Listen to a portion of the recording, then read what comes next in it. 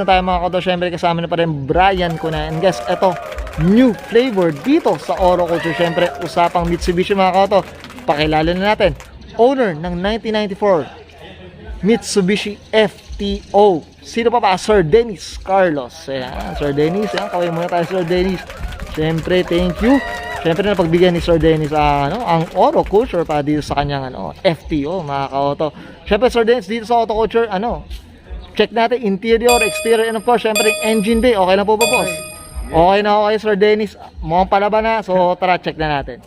Okay guys, nandito na tayo sa interior nitong Mitsubishi FTO ni Sir Dennis boss. Syempre Sir Dennis very curious ang mga ka-auto natin and subscribers. Boss, paano po ba kayo nahilig sa pagkokotse, Sir Dennis? 2018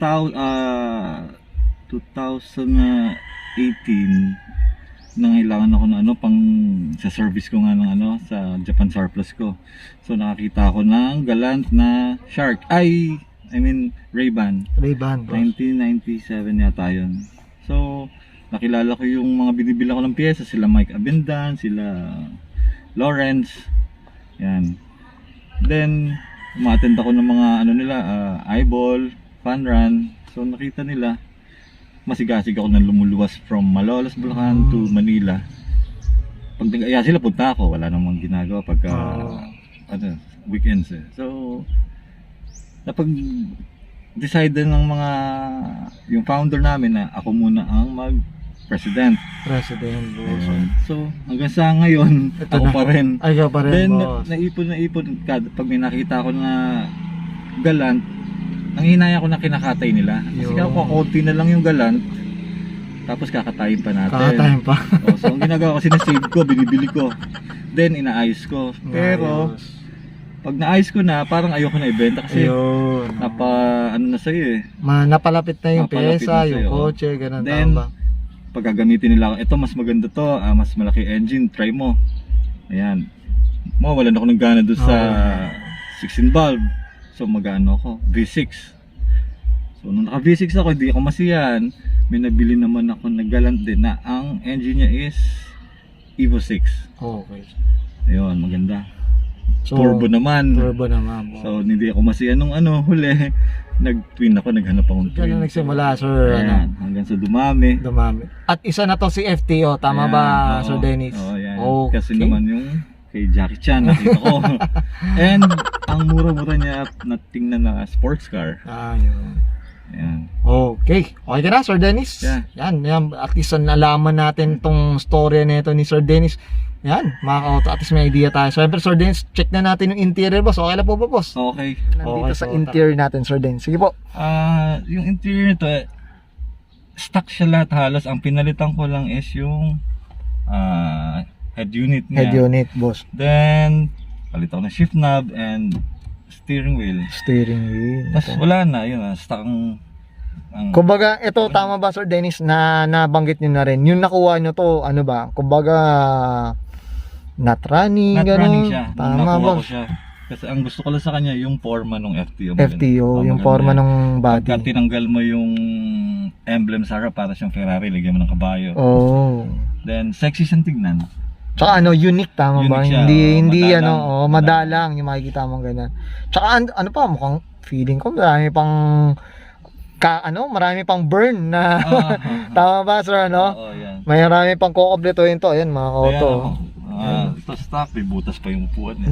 Ito ba stock na yung upuan na yan? Stock niya yung upuan. So bakit ito na yung stock talaga ng FTO Yan, Kasi maraming gumagamit nito. Nilalagay nila sa Lancer. Yan. Kasi pati yung rail yata sukat na. Oo. Tsaka semi-bucket seat na rin nata. Even yung suspension niya pang Mitsubishi, yung pizza pie. Pizza na. Parehas sila ng So bolt-on na siya. bolt on lang. Wow, ayos. Ang ganda. Okay. Kaya madaming Kaya mostly FTO parts yung kinukuha ng mga Okay. Yan mga kauto. And 5 stud na siya.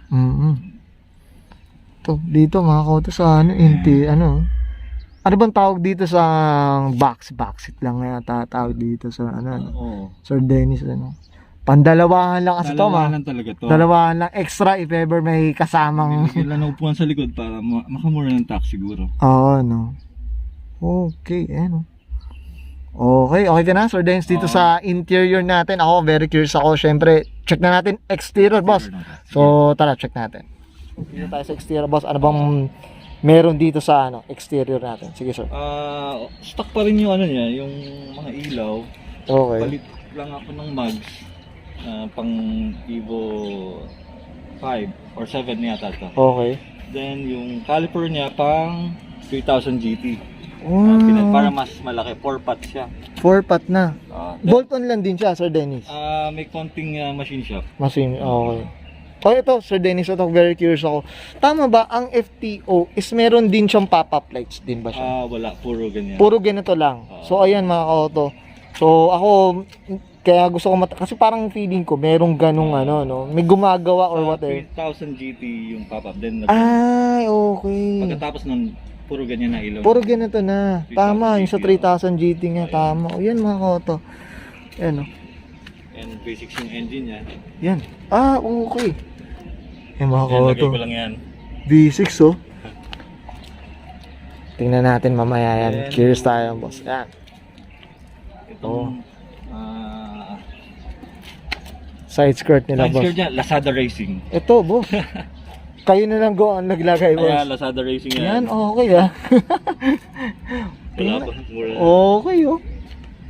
Para lang mukhang At least mag-complement doon sa auto rin, boss, oh. Okay. Yan, no? Then, nagpalit ako ng spoiler.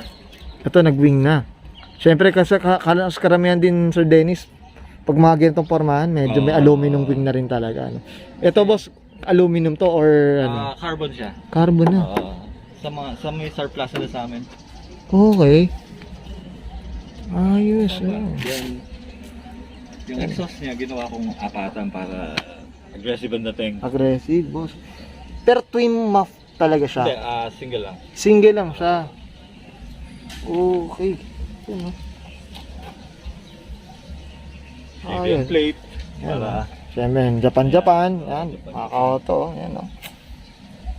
Ito, mga ka-auto. FTO. Dito sa auto culture. Yan, no? Ayos. FTO, mga ka-auto. Ito, Sir Dennis, ito, napansin ko pala.